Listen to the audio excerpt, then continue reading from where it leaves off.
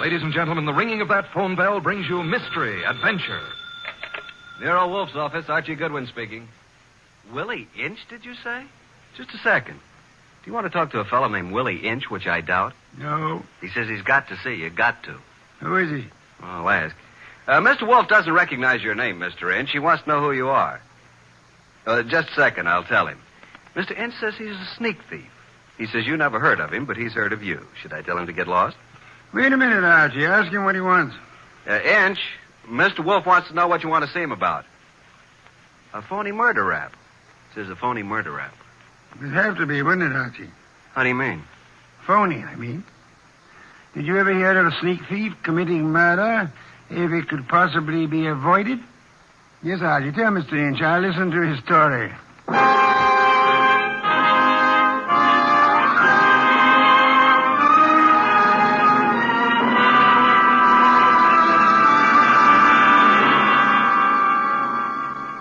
Ladies and gentlemen, it's that renowned genius who is the bulkiest, balkiest, most ponderous, and most brilliant detective in the world.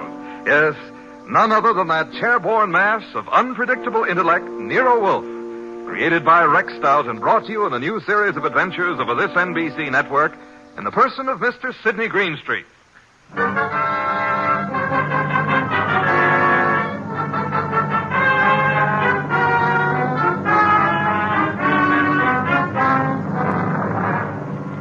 When Mr. Wolfe and I talk about this little difficulty, he calls it the case of Archie Goodwin and how he got hooked. However, I call it the case of the disappearing diamonds. I prefer my title. He prefers his. Anyhow, it started with an improbable character named Willie Inch. That'll be our sneak thief, Archie. Let him in. Okay, boss. Okay? Inch? Yeah. Come in. In there. I'll follow you. Mr. Wolfe, this is your client. Mr. Inch? Yeah. Tall fellow. Must be over 6'6". Sit down. Where? Archie? Here, Mr. Inch. This ought to be comfortable. Well, Mr. Inch? Look, Mr. Wolfe, they're going to claim that I killed a woman I never even touched. And I'm going to fry for something I never even done. All right, Mr. Inch, how did you kill her? I didn't. I never killed nobody in my life. Mr. Inch, you say you're a thief. Can you prove it? I got a record. Why? I was wondering about that bulge in your pocket. Oh, here? It's a silver cigarette lighter, ain't it? I guess it sort of dropped into my pocket as I was going by. You see the way it happened. Never mind, Mr. Inch. Now tell me how you didn't kill the woman for whose murder you will fry. Well, Mr. Wolfe, sir, it was like this. There was a window half open, you see, and I happened to crawl inside the house. But hey, now. Well, Mr. Inch? This is just between us, ain't it? Possibly. How do you mean? Explain, Archie. Mr. Wolfe said possibly. Oh. Well, okay. So I happen to find myself in the bedroom, see? So I happen to sort of roam around, and I hear there's like a party going on. You know, people and music. So I lock the door. So go on. Let him tell it his own way, Archie. Well, Mr. Inch? So that's the mistake I make. Mistake? Maybe I leave my fingerprints on the door. So? So later, a dame gets herself knocked off in the same room, and they look for fingerprints, and they find mine. I'm it. That's all. I got a record. So the chair. I see. Pitiful case, isn't it, Archie? Very, very mournful. Inch. Yes, sir? I presume you came away with some souvenirs? Oh, nothing. It wasn't worth the trouble. You know, just odds and ends, junk. Have you got the junk with you? Yeah. Let me see. Here. Cigarette case, platinum. Lighter, gold. Vanity case, gold. That's all? Positively. Junk, the man says. I promise nothing, Mr. Inch, but it might be better if you told the truth. Me? You. Oh, well. One square-cut emerald ring. I just happened to find it. Here's something more. A pewter ashtray. Look, the room is dark. I can't see. Piles of coats on the beds and hats and handbags. I take what I find. Why didn't you turn on the lights? One of these big standing lamps. You know what I mean. Go on. I bump into it, and it scares the living... I mean, it scares me. So? I turn the switch. It don't work. Archie. That sounds like the law, boss. The law. Stay right where you are, Willie. May I suggest that there is a way to find out, Archie? Okay. We don't want any. Good morning, Goodwin. You remember me, your old friend, Inspector Kramer? 2 gentlemen with me are also with the department, Pearlie and Ostrakovich. May we come in? What do you want? We want a murderer, and we want some rocks worth $250,000. Does that answer your question? What makes you think you'll find all those goodies here? Come in, men. We know Willie Inch is here. Where is he? Now, just a second. We're coming with you, Goodwin. Okay, Inspector, come along. Archie? The law. That's Willie Inch. Frisk him. No weapons? Okay, just put the cuffs on him. Inspector Kramer. Oh, yes. Hello, Wolf. I want to tell you something about this man whom you and your men have so bravely captured in my office. You don't need to tell me about him, Wolf. We know about him. Do you indeed? Yes. We know he killed Mrs. Florence Avery March and stripped $250,000 worth of diamonds off her. That's all we need to know. I didn't do no such a thing. Where's the ice, Willie? I never even seen none, honest. Take him away, boys. I'll make the charge when I get back to my office. Wait. Mr. Wolfe, sir. Take him. Look, I ain't done nothing, I tell you. Inspector Kramer. Yeah. We're going to have a little talk now, aren't we? If necessary. How do you mean? Explain, Archie. Mr. Wolfe means you're going to have a little talk, if necessary. Very funny. I will now draw up a chair and show you why it's necessary. In the first place, $250,000 worth of diamonds makes it necessary. Archie, if you please, a bottle of beer. Okay. Will the inspector name his poison? You know I never drink on duty.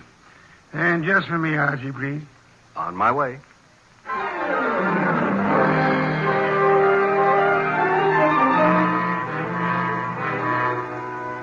While I opened a bottle of imported beer, it occurred to me that I had something to be grateful for. At least I wasn't in Willie Inch's enormous shoes. And as I went back to the office, I had time to wonder why Mr. Wolfe would stick his fat neck out for a no-good like Willie. Thank you, Archie, and sit down, Archie. Inspector Kramer has a theory that may amuse you. Nero Wolfe's office. It's for you, Inspector. Hello, Kramer. Yeah? A gold cigarette holder? That's all? Okay. Inspector, do you realize that you have already taken a great deal of my time? Archie, Yes, Inspector? the great Mr. Wolfe just said I had a theory that might amuse you. Would you care to hear it? I can hardly wait. Okay. My theory is that both Wolfe and you are receivers of stolen property and possibly guilty of murder conspiracy. So far, you got me in stitches. Willie Inch, with a record as long as your arm, robs the home of Mrs. Florence Avery Marsh. He strangles her with a silk scarf, takes the diamond she's wearing, grabs everything else that's lying around, and then what? Is it a question? I'll tell you what. He will, too. Archie, listen. Then Inch brings the stuff here, the stuff that's piled on Wolfe's desk, and the diamonds. You want me to tell you where the diamonds are? They're in that safe right there. Inspector Kramer, I know nothing about the diamonds.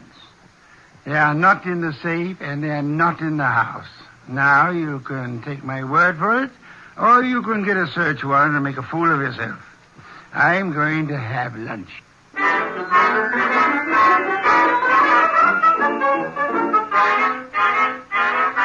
By 2 o'clock, the newspapers were full of the murder of Mrs. Florence Avery March. The suspect was already in custody, caught at the home of Nero Wolfe, well-known private investigator. Some of the stolen jewelry had been recovered, but not the diamonds. Then we had a visit from Mr. Anson Stark, who had opened Mrs. March's door and found her dead. Stark was a big athletic guy of about 30 or so, with the large, capable hands of a surgeon or a laboratory worker. He seemed annoyed at the inconvenience we caused him, but that was only natural. That's the story, Mr. Wolfe. I don't see how I can add anything more to it. You had known Mrs. March for several years, huh? Casually. When you broke the door open, was it difficult? Not very. You were the first into the room? There were 3 or 4 of us. We pushed in together. You saw the body of Mrs. March immediately? She was lying across the bed that was heaped with coats and hats and handbags. You knew she was dead? Of course not. In fact, somebody else discovered that she had been choked to death. And who discovered that the diamonds were gone? I don't know. I didn't. Were there many diamonds, Mr. Stark? No, just a few, but big ones. She wore them on a pendant around her neck. Mr. Stark, I want to thank you again for having been so patient. I have been patient, Mr. Wolfe. I have my own business to attend to. Which is? Oh, I have a small but hopeful enterprise. Electronics, tubes for radio and television, mostly experimental. Well, that reminds me, Mr. Stark. When you entered the bedroom, was the light on or off? Let me see. Of course, it was on. It must have been on. Why? Just curiosity, Mr. Stark. Oh? Anything more? That's all, except thank you for coming here. Archie, will you take Mr. Stark to the door?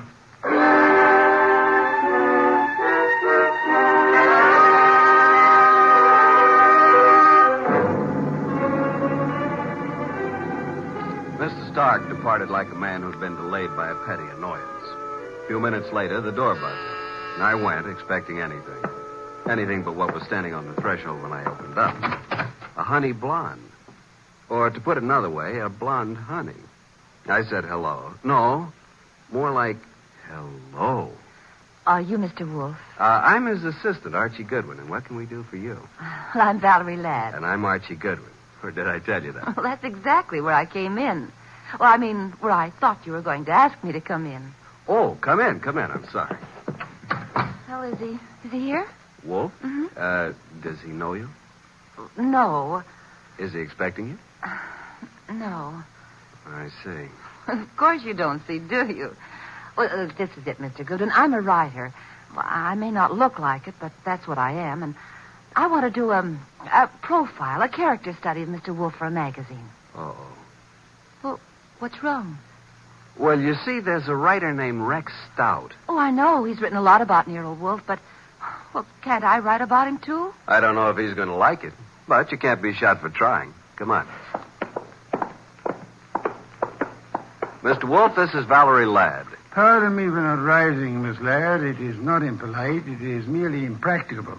Miss Ladd wants to write about you for a magazine. Please, Mr. Wolfe. Nonsense. Mr. Wolfe, if I could just spend a few hours with you, that would be enough. Would it indeed? Oh, yes. Have you written much, Miss Ladd? Oh, reams. You know, the habits of writers interest me. The habits?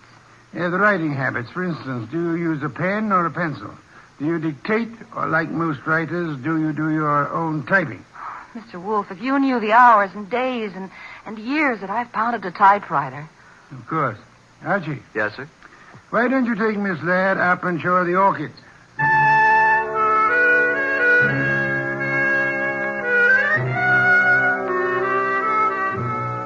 You never know about Nero Wolfe. At least I never do. This was something I would have bet against 1,000 to 1. I couldn't understand it. But I certainly couldn't complain. Archie, look at this one. Oh, did you ever see anything so gorgeous? Very pretty. They're all just beyond belief. Yeah? But you're not even looking at them, Archie. What? Oh. Archie, are you always like this? What do you mean like this? Well, so distant and preoccupied. Honey, you got me wrong. Completely. I was thinking. Oh. Yeah, about telephone numbers. Well, it's a lovely thing to think about. What can you think about telephone numbers? I was thinking how some girls have them and some don't. Oh, I see. Archie, I apologize. For what? I did have you wrong. You're not a bit distant. I can be a lot closer than this, honey. What is it? What's what? The number. Oh, well, it's in the book. Yeah? I wonder. Sound as if you don't believe me. Oh, I believe you, but here's a telephone book here. Let's look it up together, shall we? Archie. Yeah. I'm afraid I lied to you. I was afraid of that, too. Are you angry? Well, I can take no for an answer, honey. Even when it's hard to take. Archie, I've changed my mind. I want you to have my number. And I want you to use it, too. You know, honey, I'm beginning to take an interest in this dialogue. Let's have it. Okay. Olympia 93659. And a very, very pretty number it is. Valerie Ladd. 2 Ds? Mm-hmm. Olympia 93659. Honey Blonde. gorgeous. Oh. Spelled gorgeous. There. What are we doing tonight, Olympia 9? And I said that you were distant and preoccupied. We were talking about tonight. All right, Archie. Yes, I'd love it. Oh, these orchids, they're really beyond belief. And you won't even look at them. True. I'm too busy looking at you. Well, how do I look, Archie? Beyond belief, honey. Beyond belief. Well, there goes the Goodwin luck again. It's a house phone, partner. Mm-hmm. Yes, sir. Okay. He wants us to come down. Archie, Yes, dear. even if he says no, we still have a date? Honey, though the heavens fall.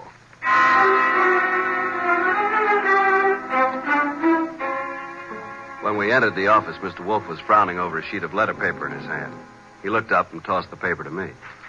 That is a peculiar thing, Archie. The sheet of letter paper just arrived. Since Miss Ladd is interested in detection, show it to her. Thank you. Well, some sort of code, isn't it?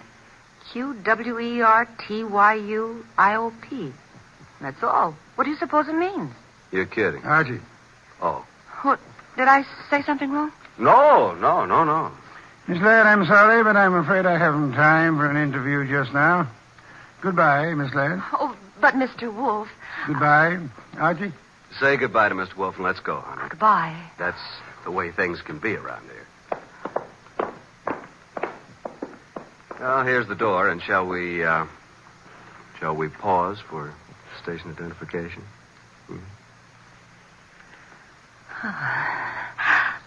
I'll wipe it off, Archie. There. Thanks. Well, what happened, Archie?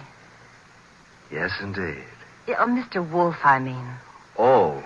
Why did he suddenly want me to go? Well, I'll tell you, though I don't know whether I should. That code message he showed you? Yes. Quirt you up? You remember. Yeah, sure. Because I use a typewriter. From left to right, it's the first bank of letters on any typewriter. I see. It was a test. Ah. And you flunked it, baby. You're no writer. Archie, I can explain it. Sure. Tonight. Tonight, Archie.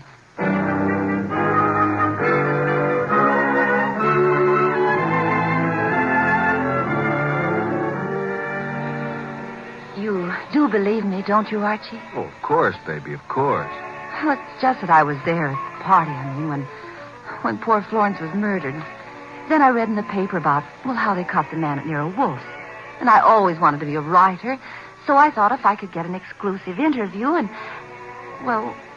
that would be a good way to start my career, wouldn't it? Yes, it would. Pardon me a second, will you, Valerie? I got to make a phone call. There's a booth. It'll only take a minute or two.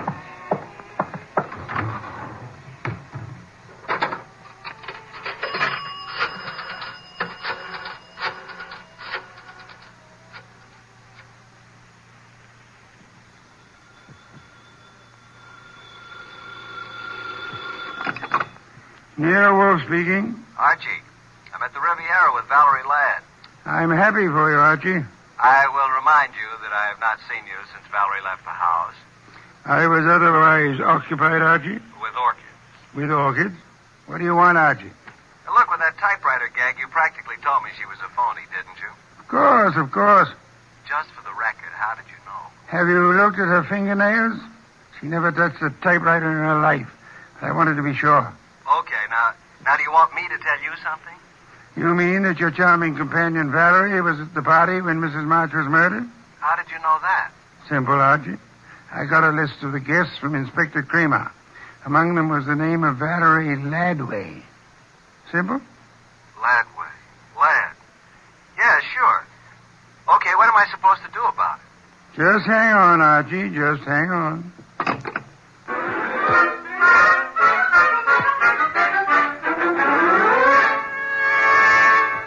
I went back to the honey blonde, the beautiful phony Valerie Laddway. I went back to the table where she should have been, but she wasn't there. I sat down and waited. Looked at my watch, 11:24.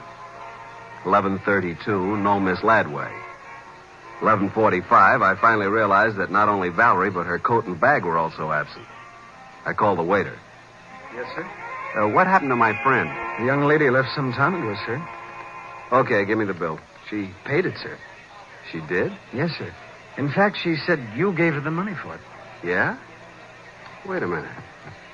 Wait a minute. Well, I didn't know it, but she is certainly right.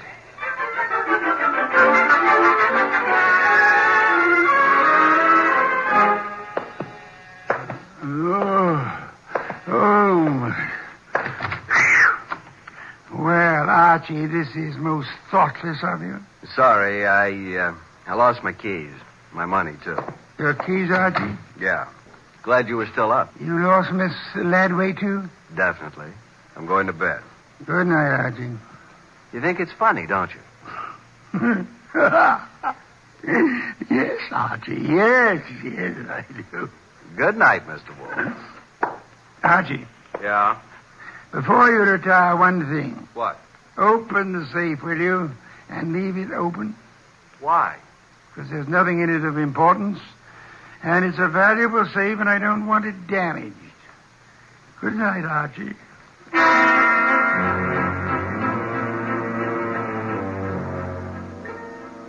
At about 2 o'clock in the morning, I thought I heard a noise. I got up, put on the rest of my pajamas, picked up my gun, and went down to the office. The man had his head in the safe, and everything was scattered all over. I stepped inside the door. Put your hands behind your back and stand up. Huh? Okay. Now, just what are you after, Bud?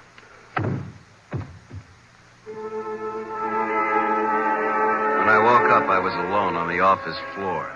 I did not feel good. The place looked as if a hurricane had struck it. Every file drawer had been emptied. I felt a draft from somewhere. Got to my feet, trying not to joggle my head too much. There was the front door standing open. I closed it gently. Then very, very gently, I groped my way to the kitchen for ice, water, and towels. Archie. What? Oh, didn't you hear me scream? No. Is it bad? It's better. You're angry, aren't you? Nuts. What, Archie? I said nuts, Mr. Wolfe, nuts. I'm sorry about what happened, Yeah, you expected it. but I didn't expect you to be caught by somebody behind you. You must have known there would have been two of them. Now, how would I know that? How? Think of Mr. Ladway's delicate hands. Do you believe she intended to open the safe herself? You think she stole my keys and so on. Well, let me tell you... Hey, wait.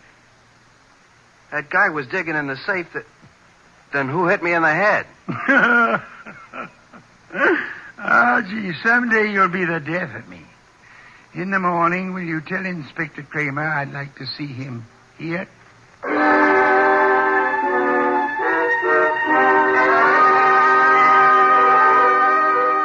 Fuming and protesting, Kramer arrived about 1:30.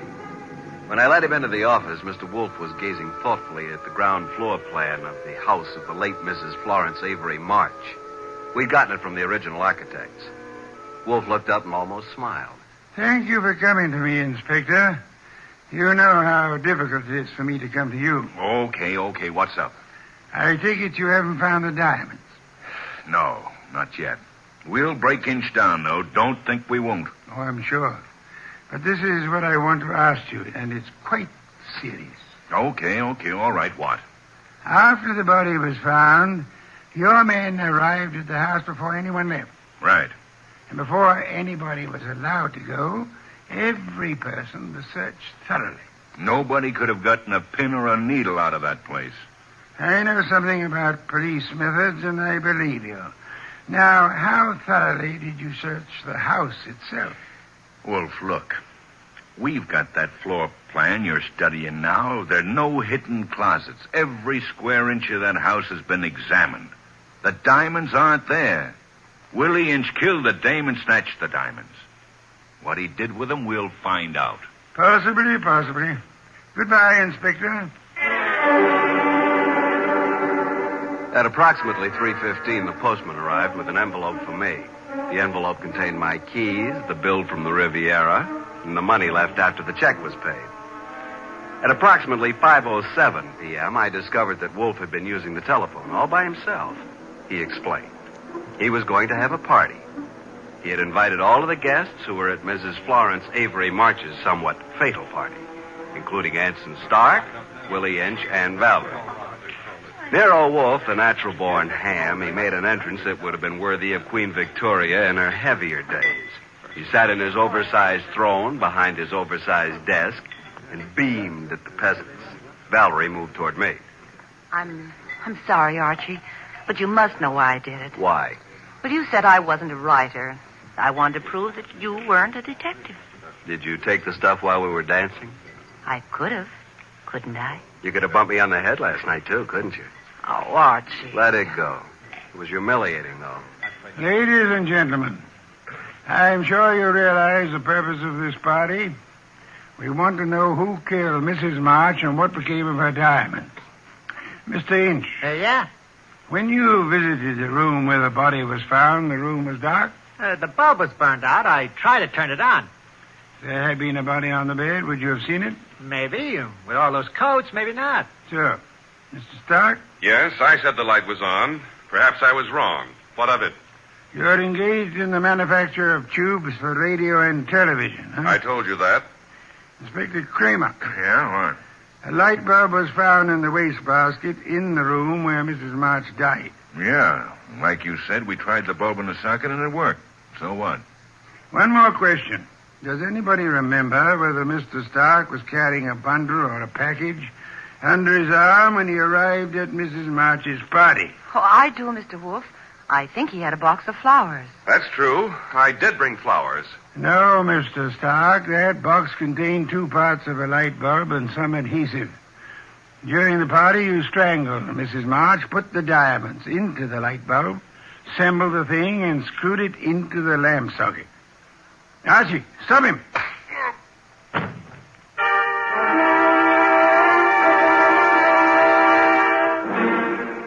Really, Archie, it was quite simple.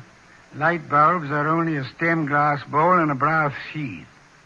Yet nobody, including the police, would think of looking inside one. Mr. Stark could come back and collect his treasure any time after the excitement had died down. What's the matter, Archie? I got a headache. Valerie Ladby, poor girl. She and whoever the man was with her must have thought the diamonds were here. That bump on your head will be better in the morning. A bottle of beer, please, Archie.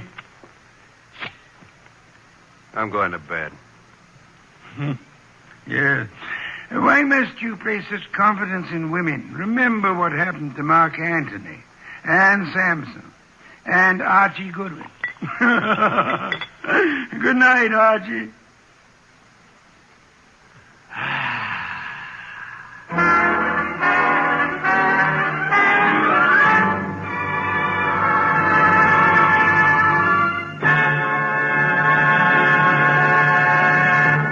You have been listening to The New Adventures of Nero Wolfe, starring Sidney Greenstreet.